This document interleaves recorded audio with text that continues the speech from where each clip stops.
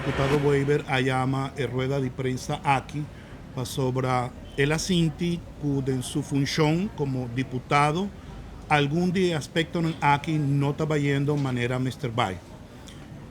Mi que visa como presidente de Movimiento 21 que no está para 100% tras de decisión y de acción de los diputados Weber y por conta y confía que cada miembro de M21 va a seguir apoyar y dar su sostén na cada acción que el diputado está seguir 13 adelante basar lo que me acaba de decir, respeto, integridad, transparencia y profesionalismo.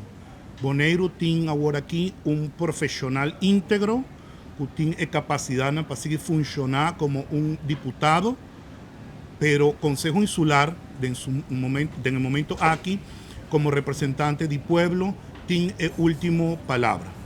Excepta algo que a mí como presidente del Movimiento 21, estaba aquí 13 adelante, tanto nos diputados Anthony Weber, cariñosamente llamado Tony, tiene toda confianza y apoyo de nuestra organización para seguir adelante, va adelante para bienestar de nuestra comunidad.